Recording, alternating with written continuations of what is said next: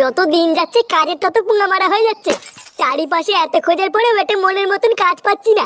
এইভাবে কি ভবিষ্যতে বাল করে দাঁড়াবো নাকি? আচ্ছা পল্টুদা, আমরা যদি সবাই মিলে একটা ব্যবসা খুলি তাহলে কেমন হয়?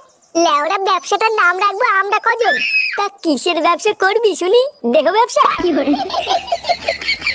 এমা কিছু পল্টুদা, এটা দেহ ব্যবসা কেন করবো? আমি তো অন্য যে কোনো ব্যবসার কথা বলছিলাম। তা তার জন্য না পুঁজি লাগে, পুঁজি। সেটা কি ভোদা আছে? লেওরা চুদা মানে একটা কাজ করব, কিন্তু কি কাজ করবো ভোদা সেটাও মাথায় আসছে না। কিন্তু কিছু টাকা নিয়ে যে একটা ব্যবসা খুলবো, ভোদার বাসে টাকাটাও নেই। তা এইভাবে কি জীবনে বাল করবো নাকি?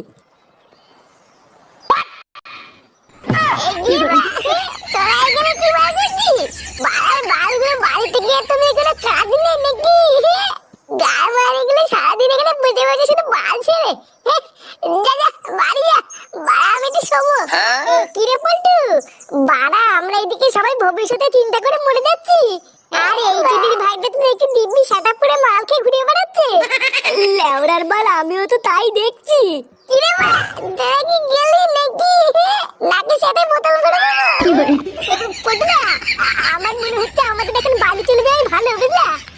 না হলে মাথা চুদের কথা বলা যায় না, যদি বোতল টোতল গায়ে ছুড়ে মারে। হ্যাঁ রে পল্টু, আমরা এখন বাড়ি যাই, চল।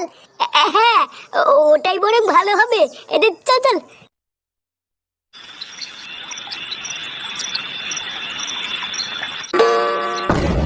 দেখেছো তো, রাত বাজে 10টা আর সরে বাচ্চাটা এখনো বাড়ি আসার নামই নেই। তা এইভাবে আর কতদিন চলবে শুনি? লেওরা বাড়ির ছেলেরা একটু বয়স হলে বুঝতে শেখে, আর এই শান্তির ছেলেটা যত বয়স হচ্ছে তত আমার হাড় মাংস জ্বালিয়ে খাচ্ছে। এই সব কিছু হচ্ছে তোমার জন্য, বুঝলে তো? তোমার আজকে পেঁপে আজকে এতবার বেড়েছে। এই দেখো, একদম উল্টোপাল্টা কথা বলবে না কিন্তু। তুমি এবার কেমন বাপ হয়েছো? ছেলেকে একটু শাসন করতে পারো না? সবসময় আমার নামে দোষ দাও কেন? নিজের মারানোর ক্ষমতা নেই, শুধু আমার নামে দোষ। কি হয়েছে, কিছু বললে? না না, তোমাকে আর কি বলবো। কুটু কখন বাড়িতে আসবে সে অপেক্ষায় বসে না থেকে চলো, অনেক রাত হয়ে গেছে, খেয়ে নেবে। খাবো তো, ওই চুদির ভাইটা একবার বাড়িতে আসুক, ওর সেটা ভেঙে তারপরে খাবো। একই, তোমরা এখনো ঘুমাওনি? বারোচুদা ছেলে, কটা বাজে রে? কোথায় ছিলিস এত রাত পর্যন্ত? কোথায় আর যাবো, ক্লাবেই বসেছিলাম। ক্লাবে বসেছিলিস মানে? সরে বাচ্চা, তোর কি আর কোনো কাজ বাজ নাই? লোকের ঘরে ছেলে পেলেরা দিন রাত কাজ বাজ করে দিনের শেষে বাপের হাতে টাকা তুলে দেয়, আর তুই সেই সকালবেলা বেরিয়ে রাত পর্যন্ত ক্লাবে গিয়ে বসেছিলিস? লোকের ঘরে ছেলেপেলেরা দিনের শেষে বাপের হাতে টাকা তুলে দেয়? লেওরা তোদের বাপও না ছেলেপেলেদের হাতে টাকা দিয়ে তাদেরকে একটা কাজে ঢুকিয়ে দেয়, তাই তোরা দিনের শেষে বাপের হাতে টাকা দেয়। তুমি এত পর্যন্ত আমার হাতে কত টাকা তুলে দিয়েছো কাজ করার জন্য, যে দিনের শেষে তোমাকে আমি টাকা তুলে দেবো? কি বললি তুই? আরেকবার বল। হ্যাঁ ঠিকই তো বলেছি, কাজ করার জন্য তুমি আজ পর্যন্ত আমার হাতে কত টাকা তুলে দিয়েছো? পাড়া কিছু টাকা দিয়ে যেন ব্যবসা করবো, সেই টাকাটাও নেই। এইভাবে কি ভালো হবে নাকি? টাকা দিয়ে ব্যবসা করবে? বড় বাল এলো রে। বারোচুদার ছেলে, তোকে যে আমি ব্যবসার জন্য টাকা দেবো, তা টাকা নিয়ে তো মালকে উড়িয়ে দিবি। তা কোন ভরসায় তোকে আমি টাকা দেবো শুনি? মাল খেতে যাবো কেন? হ্যাঁ, তুমি একবার টাকা দিয়ে দেখো না আমি কি করি। দম থাকলে 50,000 টাকা দাও, আমি একটা ব্যবসা করবো, দেখি কেন পারো। আচ্ছা যা, আমি যে ভাবি হোক কালকের মধ্যে থেকে 50,000 টাকা জোগাড় করে দেবো। তারপর আমিও দেখবো দিনের শেষে তুই কি বাল করে আমার হাতে টাকা তুলে দিস। কি বলছো কি? তুমি আমাকে 50,000 টাকা দেবে? হ্যাঁ গো, তুমি এসব কি বলছো? তোমার মাথা ঠিক আছে তো? 50,000 টাকা তুমি অত টাকা কোথা থেকে পাবে? অত তোমার জানা লাগবে না, একবার যখন বলেছি দেবো তখন ঠিক জোগাড় করে দেবো। তারপর আমিও দেখবো কাজ করে আমার হাতে ক টাকা তুলে দেয়।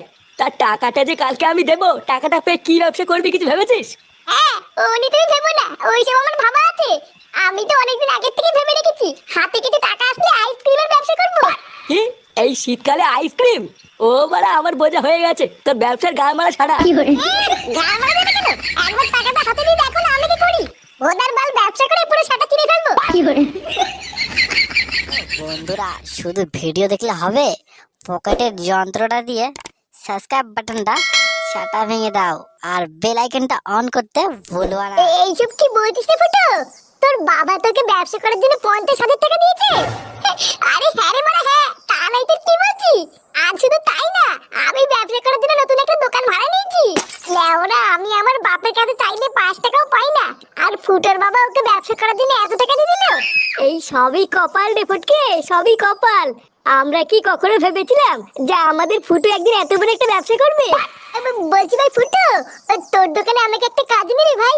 তুই তো খুব ভালো করে জানিস আমার ফ্যামিলির কি অবস্থা, আমার একটা কাজের কতটা দরকার। হ্যাঁ রে ফুটো, আমারও না একটা কাজের খুবই দরকার বুঝলি। লেওড়া ল্যাংচের মতন আমাকে একটু কাজ নিস না ভাই, তাহলে আমার খুবই উপকার হবে। ভোদার বালগুলো, তোরা সব ফুটোর সাথে কাজে ঢুকে যাবি আর আমি একা একা কি বসে বসে মাছ ছিড়বো? ফুটো, পল্টু আর ল্যাংচার মতন আমি কিন্তু তোর সাথে কাজ করবো। আরে লেওড়া হ্যাঁ রে মারা হ্যাঁ, চোদনাগুলো তোরা তো চাপ নিতিস কেন? আমরা সবাই একসাথেই কাজ করবো। নে নে, বেশি মারি সময় নষ্ট না করে তাড়াতাড়ি চল। লেওড়া ওইদিকে তো আজকে আবার দোকান উদ্বোধন করতে হবে। কি বলছিস রে ফুটো, আজকেই তো দোকান উদ্বোধন হবে? হ্যাঁ রে লেওড়া, তারাই তো কি বলছি, তাড়াতাড়ি চল। দোকান উদ্বোধনের পরে তোদের জন্য মালও এনেছি আর সাথে প্রচুর বাজিও এনেছি, মাল খাবার বাজি ফাটাবো। আরে চোদন ফুটো, এ তো শুনে মনে হচ্ছে বিশাল আয়োজন। হ্যাঁ রে মানে হ্যাঁ, চল চল।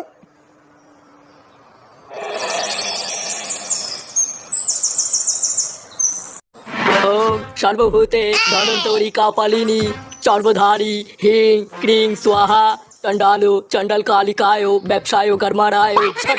ওম শান্তি শান্তি হে। নাও ফুটো বাবা, তোমার দোকানের পুজো সম্পূর্ণ হয়েছে। আমার আশীর্বাদ রইলো, তোমার ব্যবসায় আর কোনো বাধাই আসবে না। মন প্রাণ দিয়ে ব্যবসাটা করবে আর অনেক বড় হবে, ঠিক আছে? বলছি গুরুদেব, আমার ব্যবসাটা অনেক বড় হবে তো? হ্যাঁ আরে হ্যাঁ গো ফুটু বাবা, আমি তো বললাম তোমার ব্যবসা পুরো ফুলে ফেপে উঠবে। এই নারকেলটাকে দোকানের এক কোনায় রেখে দেবে আর রোজ ধূপ ধুনো দেবে, ঠিক আছে? আর তাহলেই দেখবে তোমার দোকানে পুরো খরিদ্দারের লাইন পড়ে যাবে। বাবা, পুজো তো হয়ে গেছে, তাহলে এবার আমি বাজি ফাটাবো।